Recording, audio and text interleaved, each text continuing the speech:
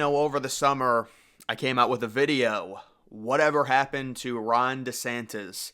And I think, about 7 months later, we are still unfortunately asking that very same question. Now, Ron DeSantis did slightly overperform in the Iowa caucus, but it really doesn't matter. It's anecdotal. He still lost to Trump by a massive record margin. And now we're seeing him possibly pulling campaign ads in New Hampshire, people speculating, is he dropping out?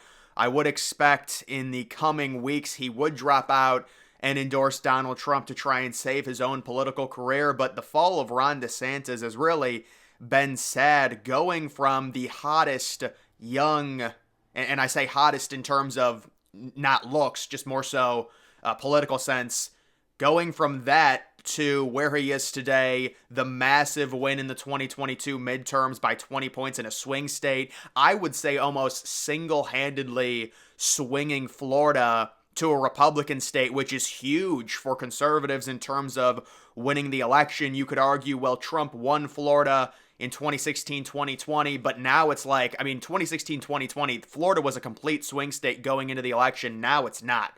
And it's the same thing with Ohio. But Florida, it is more important, and it's always been known as a swing state. So DeSantis does all that. He has his 2020 pandemic face-off with Gavin Newsom. He comes out on top. His approval rating is amazing. Going into the election before he announces, about a year ago at this point, he was the odds-on favorite, even over Biden, not just Trump, to be the next president of the United States because of an amazing approval rating, because he was younger, he was vibrant, he was something a little bit different in terms of the Trump-Biden old versus old matchup.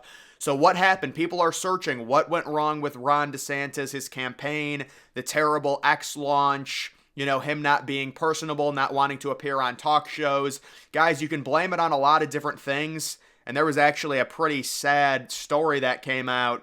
NBC News, a total failure to launch, why Ron DeSantis was doomed from the start. This is remarkable. Look at this quote. Staffers are putting their dedication and devotion to electing DeSantis, and they come in, and the CEO, the chairman of the organization, is sitting there working on a jigsaw puzzle during the Iowa caucus, and they've got a photo of it. This is the current state of the DeSantis campaign. The photo, somebody takes a photo of it. They're literally, doing the Iowa caucus. The dude's sitting there working on a jigsaw puzzle, and it looks like he's making some pretty good progress on it. I give him credit, but the general sense is you can blame it on whatever you want.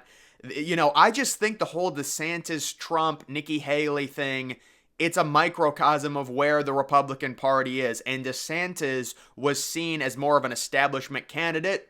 You've got a ton of people, such a large segment of the Republican Party that are MAGA, that are going to defend Trump no matter what. And DeSantis, I think the argument you can make is that there's no way, if he runs his campaign like we thought he was going to, there is no way he should be polling behind Nikki Haley. I mean, you look at New Hampshire, it's crazy. I think DeSantis might have just pulled funding in New Hampshire because it's just a complete waste of money.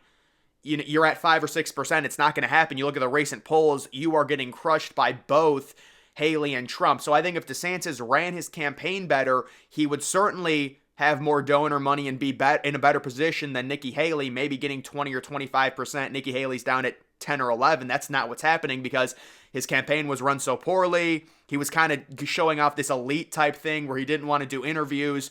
But guys, the overall gist of it, it really wouldn't have mattered. Trump has such a large base within the conservative party, and you also have the situation where Trump is seen as the anti-establishment, self-made, not a political guy. DeSantis is the complete opposite. So even though DeSantis had a crazy breakout during the pandemic, and then going on to win in the midterms by 20 points in a swing state, it's remarkable even for an incumbent. It was just never going to happen against Trump, and people are questioning, should DeSantis have waited? What if he just endorses Trump? I think when it comes to American politics, you got to strike while the iron's hot. And DeSantis, when he was pondering running this time last year, he was seen as the betting favorite, even before he announced to be the president. So it's a situation where if you have that going on, do you really pass up an opportunity like that? That probably won't come around again. and DeSantis did. It didn't work out. I think, no, even if he runs his campaign perfectly, he's still going to have a big problem. I mean, we saw Vivek Ramaswamy have the same problem, to where you either echo what Trump is saying, and all of the Trump voters and the MAGA bloc, which makes up honestly more than 50% of the Republican Party right now, they were just going to vote for Trump. If you echo what Trump's saying, why would they vote for mini Trump? Or you try and do this thing where you kind of put one foot in, one foot out. Some of the stuff Trump is saying is good, some of it's not. And you get the whole DeSantis and Nikki Haley situation, although a lot of conservatives now really do dislike Nikki Haley. Almost seems like they're saying, Democrats are trying to get her elected because they think Biden has no chance, although that is just a theory. The Democrats have their own issues. It looks like they're going in with Biden because Kamala's the VP. And if they want to remove Biden, it would be an even worse situation for them with Kamala based on her approvals. Another thing I saw, this really is remarkable. I was wondering, and I kind of anticipated Biden's approval rating to get a little bit better. Gas prices are down. The general economic sentiment in America seemingly is improving, but it's honestly, his approval rating is getting worse by the day. And now it's getting so bad to where, on average, Biden's approval rating is almost under 40%. The spread is a disapproval plus 16.2, and you can see kind of that red bar get bigger and bigger and bigger there at the bottom. Biden's going to have to improve this, and maybe it is still a bit of a lag, with gas prices decreasing. Maybe that will end up inevitably helping Biden. Normally what you get with an election year, and if it becomes increasingly more obvious that Biden will be, running, all of the Democrats are going to galvanize around him. Don't buy for a second any Democrat out there saying, oh, I hate both of these choices, I might not vote this election cycle. If they are actually a Democrat, they will 1,000% be voting for Joe Biden no matter what. And this is not a situation, well, you know what, I don't want to get too angry about it, but I just feel like a lot of these people say a lot of stuff that they don't believe. It's the idea to where, oh, I don't like Biden, but because Trump is a horrible racist fascist, I have to vote for him.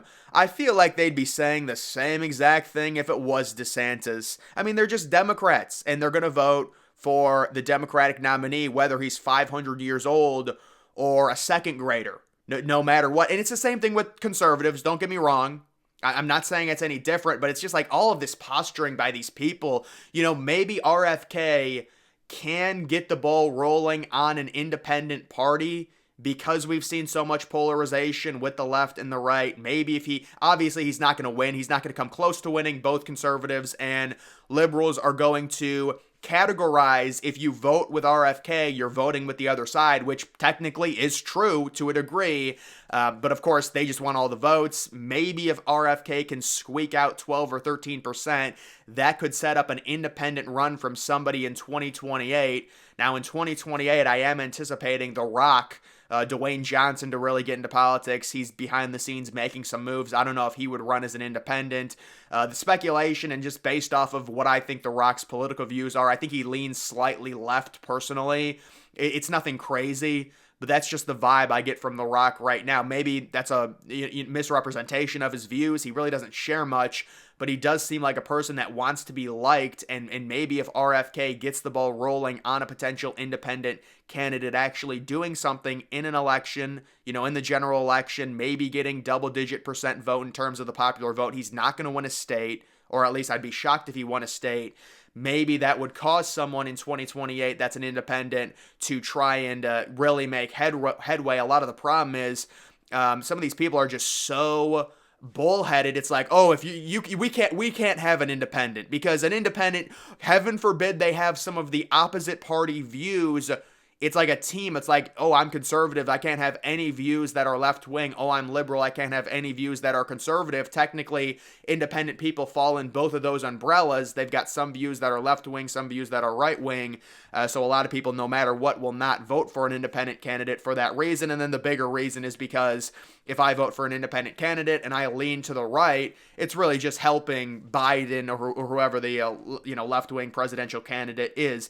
But either way, Ron DeSantis, you can say it was a bad campaign. You can say it was a terrible launch. You can say he was too elitist about it. He should have done more podcasts, more talk shows, been more personable, had, better rallies, been a better public speaker. And certainly I think those things would have helped him stay in front of Nikki Haley. I mean, technically he did beat her in Iowa. It's not looking very good at all in New Hampshire. But I think in general, DeSantis had a massive uphill battle in relation to what's going on with Trump and just the Republican Party right now. When you're talking about more than 50% of Republicans at this point, I would say, support Trump pretty heavily. You're stuck in between a rock and a hard place. You either do the Nikki Haley thing, which is go, I'm totally anti-Trump, it's not going to happen, and you get the establishment support, but all the Trump people hate you, or you do the Vivek thing where you do kind of a mini-me Trump, everyone just votes for Trump anyway. Seems like DeSantis has kind of been in the middle of those two camps. Like he hasn't gone full support of Trump, but he also hasn't gone fully against him. He's kind of just stuck there right in the middle of the train track, and unfortunately, he got run over. And it looks like he will be dropping out sometime soon, although there is speculation with Trump possibly facing some charges. I'm probably going to do a separate video on that. That deserves its own video. Maybe DeSantis, the political strategy might be, hey, maybe stay in. What if something happens to Trump and you could be the next logical candidate that could get all of that Trump block, because we sure know that Nikki Haley is not getting any of those Trump votes if something happens to Trump in terms of his legal situation. But either way, guys, that is going to do it for this video. Make sure you follow me on X. Link to that's always in the description.